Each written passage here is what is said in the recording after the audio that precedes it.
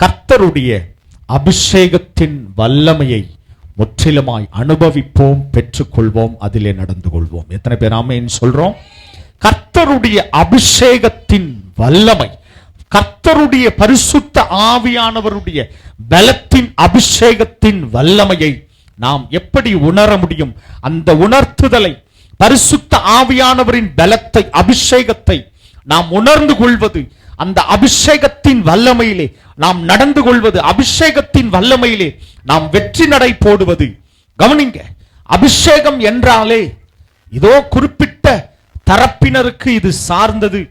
இதோ ஆவிக்குரிய பிள்ளைகள் என்றால், அபிஷேகம் என்றாலே இந்த ஒரு குறிப்பிட்ட நபர்களுக்கு, குறிப்பிட்ட இந்த சொல்லப்படுகிற ஆவிக்குரிய காரியங்கள், ஆவிக்குரிய நபர்கள் என்று ஒதுக்கப்பட்டு இருக்கிறது. ஆனா கவனிங்க, தேவனுடைய வார்த்தை சொல்லுகிற காரியம் என்ன? அபிஷேகம் நமக்கு எப்பொழுது வந்திருக்கிறது? அந்த அபிஷேகம் தேவனிடத்திலிருந்து ஒரு மனிதனிடத்திலே எப்பொழுது கிடைக்கப்பெறுகிறது? அந்த அபிஷேகம் நமக்குள்ளே என்ன செய்கிறது? எடுத்த ஒரு வாசிப்போம். எபேசியருக்கு எழுதின நிருபம் 4வது அதிகாரம் 30வது வசனம்.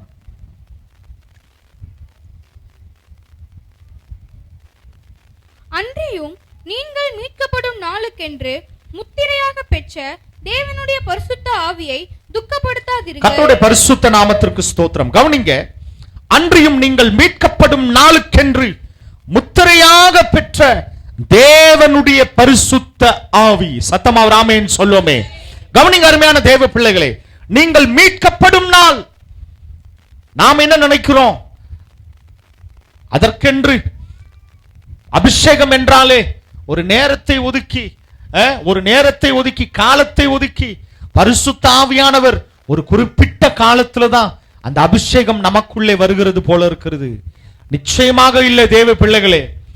என்றைக்கு இயேசுவின் இரத்தத்தினால், இயேசுவின் நாமத்தினாலே இயேசுவை விசுவாசித்து அவருடைய கிருபையினாலே நீங்கள் ரட்சிக்கப்பட்டு என்றைக்கு நீங்கள் மீட்கப்பட்டீர்களோ அன்றைக்கே அந்த பரிசுத்த ஆவியானவருடைய அபிஷேகம் உங்களுக்குள் அது வந்திருக்கிறது.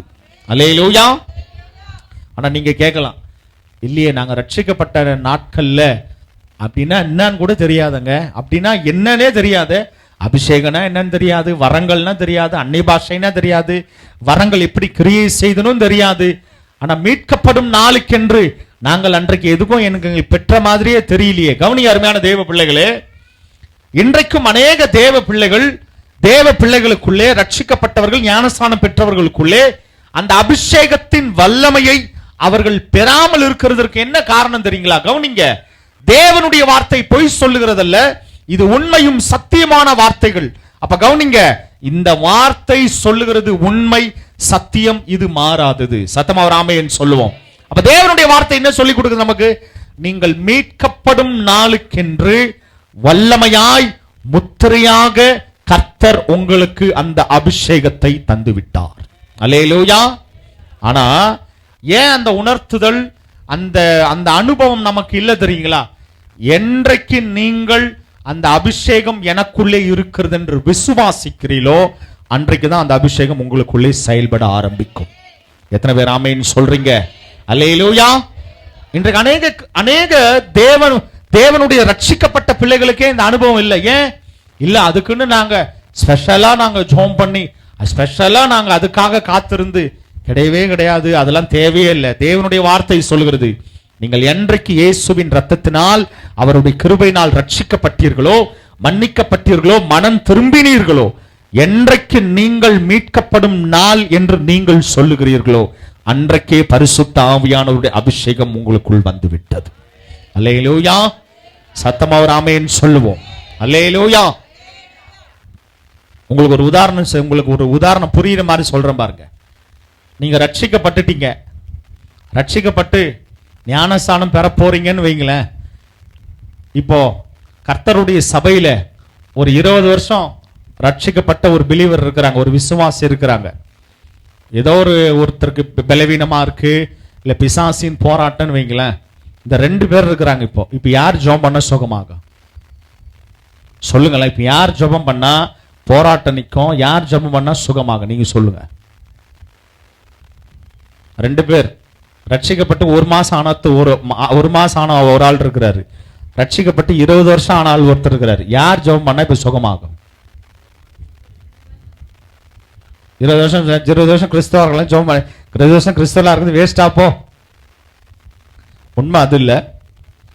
யார் எனக்குள்ளே கர்த்தருடைய வல்லமை செயல்படுகிறதுன்னு விசுவாசிக்கிறாங்களோ, அது 1 மாசமா இருந்தாலும் சரி, 20 வருஷமா இருந்தாலும் சரி, எனக்குள்ளே தேவனுடைய அபிஷேகம் இருக்கிறது, தேவன் என் மூலியமாய் கிரியை செய்வார்னு 2 பேர்ல யார் விசுவாசிக்கிறார்களோ அவர்களை கொண்டு கர்த்தர் அற்புதம் செய்ய முடியும். சத்தமா ஒரு ஆமென் சொல்லுவோம். அப்ப வருஷங்கள் முக்கியம் அல்ல, தேவனுடைய வல்லமை எனக்குள்ளே கிரியை செய்கிறது.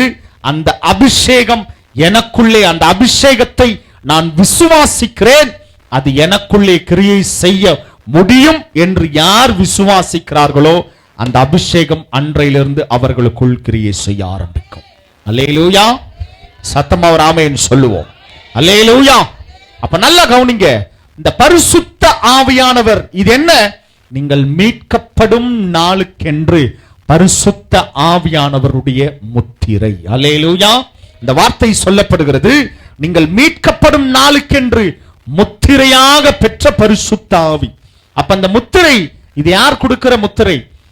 கவனிங்க, இன்றைக்கும் கவர்மெண்ட் நம்ம ஒரு பொருள் வாங்கினா அது லேபிள் என்ன பார்க்கிறோம்? ஐஎஸ்ஐ பிராண்ட் இருக்காங்க, கவர்மெண்ட் முத்திரை இருக்கா அப்படின்னா அதை நம்பலாம்.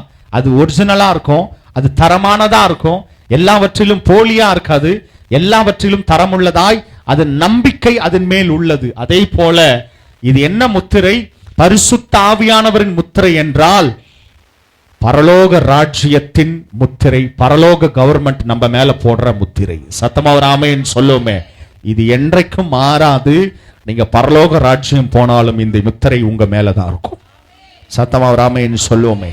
அருமையான தேவ பிள்ளைகளே, அப்போ தேவனுடைய அபிஷேகம் ஒரு மனுஷனுக்குள்ளே வரும்போது அது என்னென்ன காரியங்கள் செய்யும்? வாசிப்போம். நீதிமொழிகளின் புஸ்தகம் 20வது அதிகாரம் 27வது வசனம் வாசிப்போம். மனுஷனுடைய ஆவி கர்த்தர் தந்த தீபமா இருக்கிறது, அது உள்ளத்தில் உள்ளவைகளை எல்லாம் ஆராய்ந்து பார்க்கும். Praise the Lord. மனுஷனுடைய ஆவி கர்த்தர் தந்த தீபமா இருக்கிறது, அது உள்ளத்தில் உள்ளவைகளை எல்லாம் ஆராய்ந்து பார்க்கிறது. சத்தமா ஒரு ஆமென் சொல்லுமே. கவனிங்க, அந்த தீபம் எப்படிப்பட்டதா? உள்ளத்துல எங்கெங்க இருளா இருக்குதோ, எங்கெங்க பிரச்சனை இருக்குதோ, எங்கெங்க போராட்டம் இருக்குதோ, இத மெதுவா என்ன பண்ணுமா? உள்ளத்தில் உள்ளவைகளை ஆராய்ந்து தேவனுக்கு தெரியப்படுத்தல். நமக்குள்ள இருக்கிற எல்லா காரியங்கள், நம்முடைய உள்ளத்தை அது ஆராய்ந்து அறிந்து தேவனுடைய பரிசுத்த ஆவியின் அபிஷேகம் நமக்குள்ளே அது ஆராய்ந்து நமக்குள்ள இருக்கிற தீமையான காரியங்கள், நன்மையான காரியங்களை அது நமக்குள்ளிருந்து வெளிப்படுத்துகிறது, நமக்கு தெரியப்படுத்துகிறது. தேவனுக்கு பிரியமில்லாத காரியங்கள் நம்முடைய இருதயத்தில் சிந்தையில இருக்குமானால் ஆராய்ந்து எல்லாவற்றையும் வெளிக்கு கொண்டு வருகிறது. சத்தமா ஒரு ஆமென் சொல்லுமே. அப்ப இந்த அபிஷேகத்தின் வல்லமை ஒரு மனுஷனுக்குள்ளே வரும்போது நிச்சயமாகவே அந்த மனுஷனை அது ஆராய்ந்து எல்லாவற்றிலும் நேர்த்தியும் கிரமமாய் சரிப்படுத்தி அவனை சீர்படுத்துகிறது. சத்தமா ஒரு ஆமென் சொல்லுமே. அல்லேலூயா. அப்ப நல்லா கவனிங்க, ஒரு மனுஷனுக்குள்ளே ஏகப்பட்ட சிந்தனைகள், ஏகப்பட்ட பயங்கரமான போராட்டங்கள், பயங்கரமான எத்தனையோ விதமான கவலைகள், பிரச்சனைகள், போராட்டம் இதெல்லாம் இருந்த போதும், ஆனால் இந்த பரிசுத்த ஆவியானவருடைய அபிஷேகம் ஒரு மனுஷனுக்குள்ளே அவன் எந்தெந்த பாதைகள் எல்லாம், எந்தெந்த தீமையெல்லாம் அவனிடத்துல இருக்குதோ, கவனிங்க, அதை எல்லாவற்றையும் விலக்கி அந்த மனிதனை நன்மையான பாதையிலே கொண்டு போகிறது தான் கர்த்தர் உங்களுக்கு கொடுத்திருக்கிற அபிஷேகம். அல்லேலூயா. எத்தனை பேர் விசுவாசிக்கிறீங்க? சத்தமா ஒரு ஆமென் சொல்லுவோமே. அல்லேலூயா.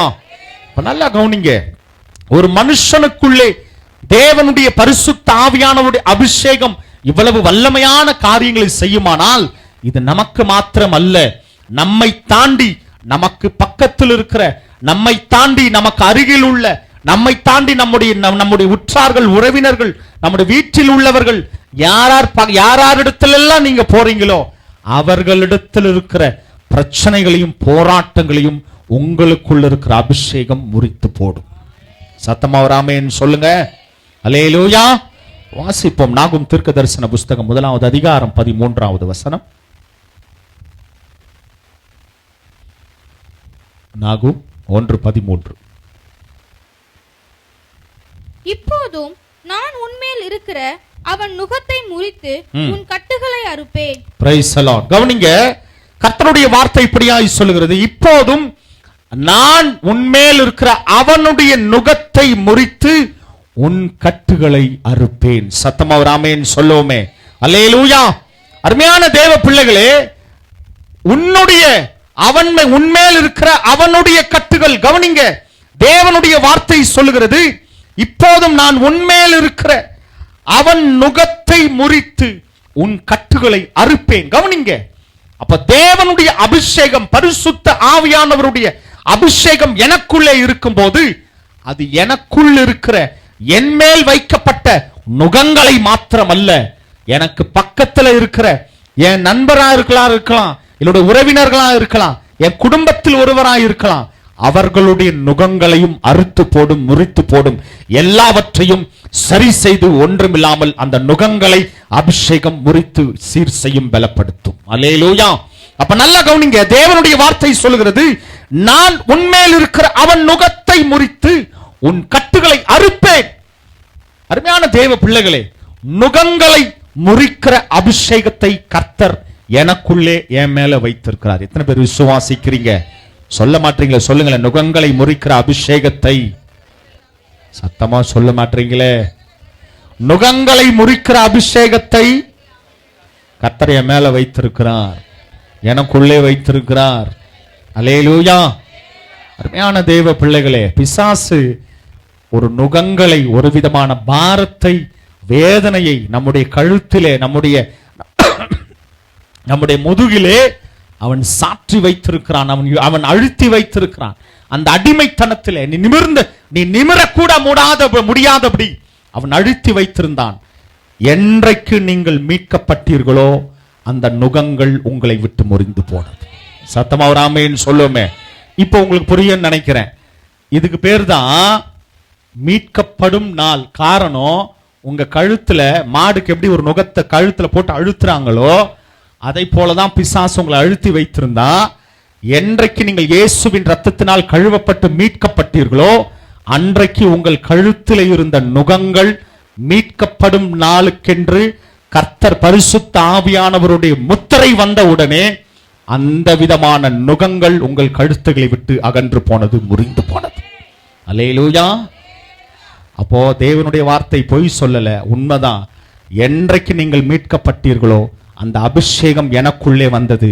பிசாசு என் மேல் வைத்திருந்த நுகங்கள் அறுக்கப்பட்டு முறிந்து விழுந்தது. அல்லேலூயா.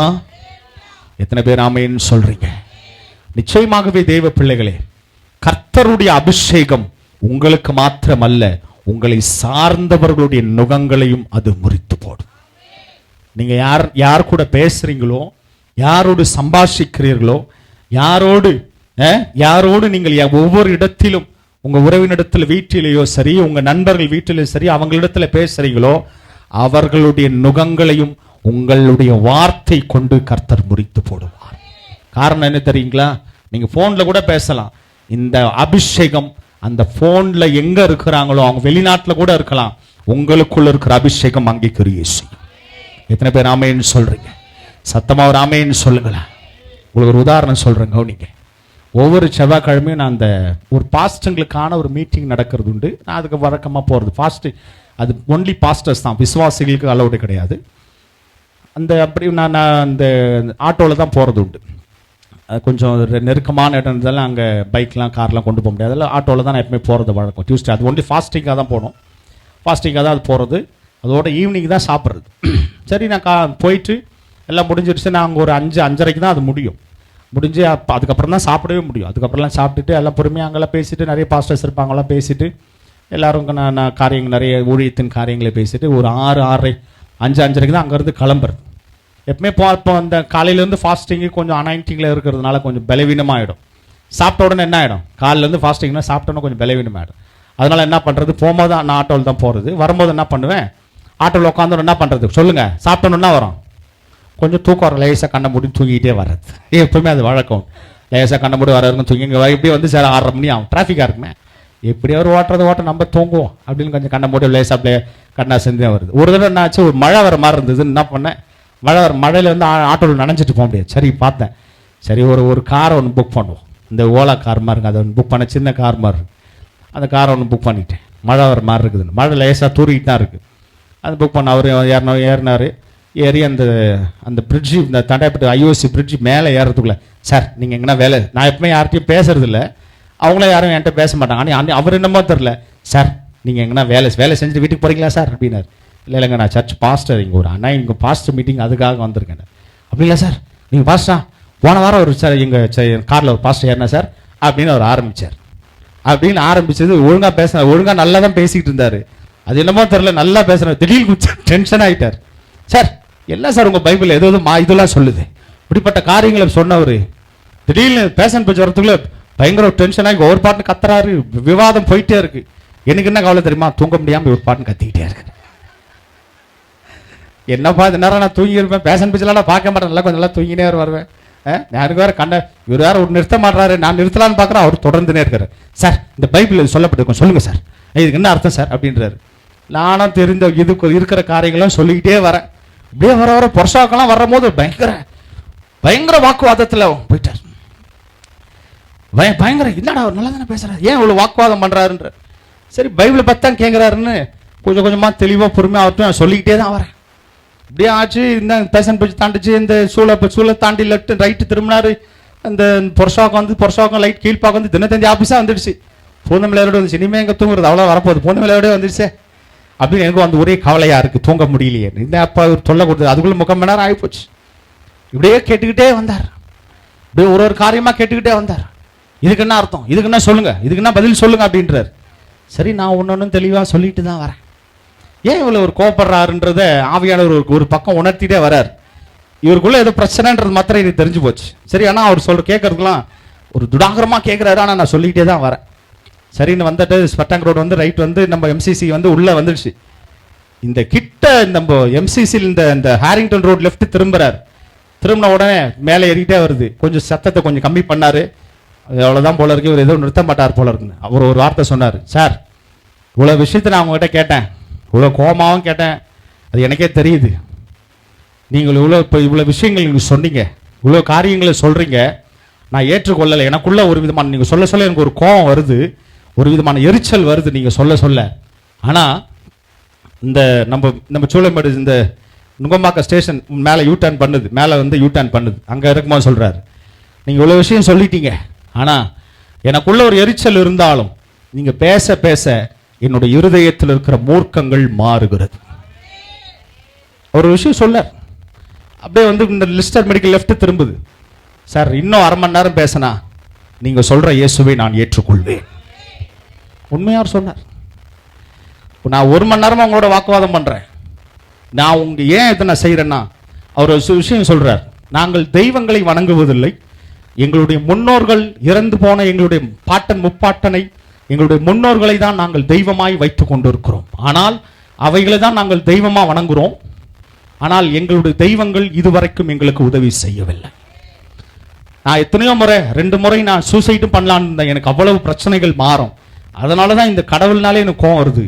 ஆனால் நீங்கள் சொல்லுகிற இயேசு என்னுடைய இருதயத்தை ஆற்றுகிறார்.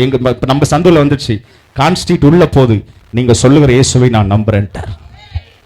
இது உண்மையா நடந்து இப்ப நான் வீட்லயே சொன்னேன். சார் நீங்க சொல்ற இன்னமோ தெரியல, என்னோட இருதயத்தில் இருந்த பாரங்கள் நீங்க பேச பேச ஒரு பக்கம் கோபமா இருந்தது, இப்ப அந்த கோவெல்லாம் போயிடுச்சு. நீங்க சொல்ற இயேசுவை நான் ஏற்றுக்கொள்ளுகிறேன். கடைசியில் என்ன பண்ணாரு தெரியுமா? சார் நீங்க சர்ச் பாஸ்டர், உங்க சர்ச் எங்க இருக்குனாரு? இங்க தாங்க, வீட்டு தெருவிலே வந்துட்டீங்க, பக்கத்துல தான் இருக்கு, உங்க சபைக்கு நான் வரேன் சார், உங்க கார்டை கொடுன்னு கடைசியில் கார்டை வாங்கிட்டு போயிட்டார். கார்டை வாங்கி என் நம்பரையும் வாங்கிக்கிட்டாரு, அதில் ஃபோன் நம்பரா இருக்கு, நம்ம கார்டு பழைய கார்டு அது, அதையும் வாங்கிக்கிட்டாரு. அவர் சொன்ன ஒரு விஷயம், இது வரைக்கும் நான் இவ்வளவு இதுவா இருந்து நான் பார்த்ததே இல்லை. என்னுடைய இருதயம் இன்றைக்கு தான், எத்தனையோ நான் தெய்வங்கள்லாம் வணங்கிட்டேன், என்னுடைய இருதயம் இன்றைக்கு லேசா இருக்கிறது. நீங்கள் சொல்லுகிற இயேசு உண்மையுள்ள தெய்வம் என்பதை நான் உணர்ந்து கொள்ளுகிறேன். ஒரு நாள் கண்டிப்பாக எனக்கு டைம் இருந்தால் நான் வரேன் சார் அப்படின்னு சொல்லி கார்டை வாங்கிக்கிட்டார். நான் இனிமே நம்புறேன், நான் இனிமே இயேசுவை ஏற்றுக்கொள்ளுகிறேன். அருமையான தெய்வ பிள்ளைகளே, உங்களுக்குள் இருக்கிற அபிஷேகம், நீங்க யாரிடத்துல பேசுகிறீங்களோ அவர்களிடத்தில் இருக்கிற நுகங்களை கர்த்தருடைய ஆவியானவர் முறித்து போடுவார். நிச்சயமாகவே உங்களுக்குள் இருக்கிற அபிஷேகம் அது வல்லமையான கிரியைகளை உங்களை சார்ந்தவர்களிடத்தில் நீங்க எந்தெந்த இடத்திலெல்லாம் கால் வைக்கிறீர்களோ அந்த இடத்துல இருக்கிற நுகங்களை பரிசுத்த ஆவியானவர் முறித்து போடுவார். அல்லேலூயா. ஏனென்றால் ஆண்டவராகிய இயேசு கிறிஸ்துவே பரிசுத்த ஆவியானவரின் வல்லமையில் நிறைந்தவராய், அவர் நிறைந்த பிறகுதான் அவருடைய ஊழியத்திலே பலத்த கிரியைகளை ஆண்டவராகிய இயேசு செய்தார். எடுத்தவர் வாசிப்போம். லூக்கா எழுதின சுவிசேஷம் 4வது அதிகாரம் வாசிப்போம்.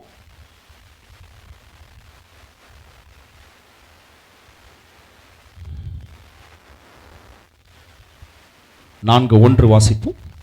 இயேசு பரிசுத்த ஆவியினாலே நிறைந்தவராய் யோர்தானை விட்டு திரும்பி ஆவியானவராலே வனாந்திரத்திற்கு கொண்டு போகப்பட்டு. போதும் கவனிங்க.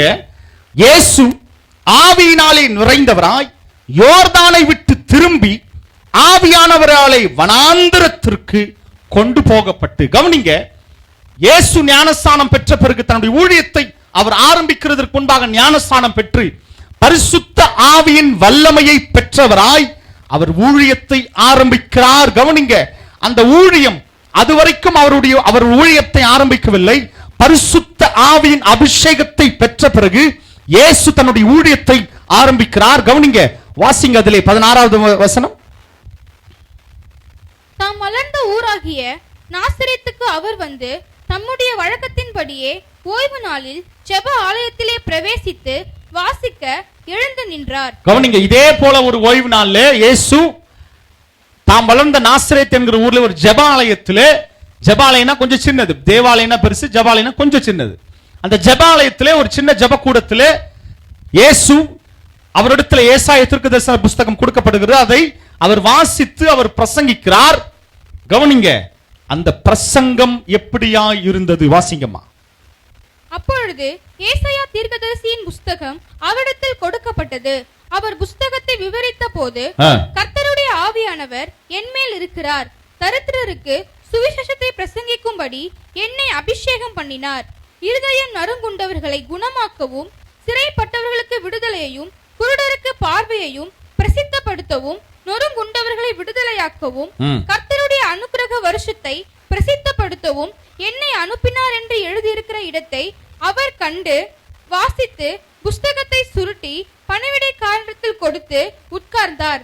ஜெப ஆலயத்தில் உள்ள எல்லாருடைய கண்களும் அவர் மேல் நோக்கமாய் இருந்தது.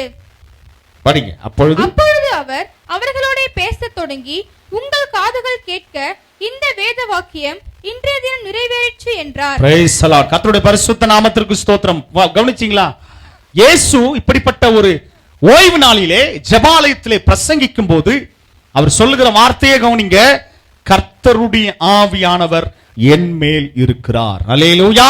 ஏசாயா தீர்க்கதரிசனம் சொல்லப்பட்ட வார்த்தை இது எனக்கு ஒப்பனையாய் எனக்காக இன்றைக்கு இந்த வேத வாக்கியம் நிறைவேறிற்று என்று இயேசு தன்னை குறித்து என்ன சொல்கிறார்? கவனிங்க, ஆவியானவர், கர்த்தருடைய ஆவியானவர் என் மேல் இருக்கிறார், தரித்திரருக்கு சுவிசேஷத்தை பிரசங்கிக்கும்படி என்னை அபிஷேகம் பண்ணினார். அல்லேலூயா. அருமையான தேவ பிள்ளைகளே, இயேசுவின் ஊழியமே பரிசுத்த ஆவியானவரின் அபிஷேகத்தோடு தான் அது தொடங்கப்படுகிறது. எத்தனை பேர் ஆமென் சொல்றீங்க? சத்தமா ஒரு ஆமென் சொல்லுமே. இன்றைக்கு உங்களுக்குள்ள இருக்கிற அபிஷேகம் முடிந்து போன காரியங்களை இன்றைக்கு துவக்க போகிறது. எல்லா நின்று போன காரியங்களையும் உங்களுக்குள்ள இருக்கிற அபிஷேகம் தொடங்க போகிறது. எல்லா தோல்வியின் காரியங்களையும் சத்தியத்தினாலும் ஜபத்தினாலும் எல்லா விதமான காரியங்களையும், எல்லா புதிதான காரியங்களை உங்களுக்குள் இருக்கிற அபிஷேகம் இன்றைக்கு தொடங்கி அது நடத்த போகிறது. எத்தனை பேர் ஆமென் சொல்றீங்க? சத்தமா ஒரு ஆமென் சொல்லுமே. அருமையான தேவ பிள்ளைகளே, நல்ல கவனிங்க. அப்ப பரிசுத்த ஆவியானவருடைய அபிஷேகம் ஒவ்வொருவருக்கும் அவசியம். அந்த அபிஷேகத்தின் மேன்மை அது நமக்குள்ளே காணப்படும் போது நமக்கு மாத்திரமல்ல, சுவிசேஷம் உண்மையாகவே கட்டுண்ட ஜனங்கள், சிறைப்பட்ட ஜனங்களை, அவர்களுடைய நுகங்களை உங்களுக்குள் இருக்கிற அபிஷேகம் முறித்து போடும். சத்தமா ஒரு ஆமென் சொல்ல மாட்டீங்களே? அல்லேலூயா. கவனிங்க, இதுல இந்த சுவிசேஷத்தை விட மார்க் எழுதின சுவிசேஷத்துல இந்த ஒரு வார்த்தை தெளிவா சொல்லப்பட்டிருக்கும். வாசிங்க. அதுல மார்க் எழுதின சுவிசேஷம் 1வது அதிகாரம் 1:21-22 வாசிப்போம். பின்பு கப்பர் போனார்கள். உடனே அவர் ஓய்வு நாளில் ஜெப ஆலயத்திலே பிரவேசித்து போதகம் பண்ணினார். அவர் வேத பாரகரை போல போதியாமல் அதிகாரம் உடையவராய் அவர்களுக்கு போதித்தபடியினால் அவருடைய போதகத்தை குறித்து ஜனங்கள் ஆச்சரியப்பட்டார்கள். இந்த வார்த்தை அந்த சுவிசேஷத்துல இல்ல, இதுல பாருங்க சொல்லப்பட்டிருக்கு. அவர் ஜெபாலயத்தில் பிரசங்கிக்கிறார். அவர் வேத பாரகரை போல பிரசங்கியாமல். என்னவா வேத பாரகர்கள் அன்றைக்கு எப்படி பிரசங்கித்தார்கள்?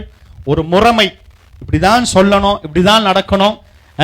அந்த அந்த அந்த இப்படிப்பட்ட காரியங்கள், பழைய ஏற்பாட்டின் நியாயப்பிரமாணங்கள், இப்படிப்பட்ட காரியங்களை கொண்டு, தோராவை கொண்டு அவர்கள் எல்லா காரியங்களும் நடப்பித்தார்கள். ஒரு விதமான சடங்காச்சோரத்தோடு, ஒரு விதமான ட்ரெடிஷனலான காரியங்களை அவர்கள் நடப்பித்தார்கள்.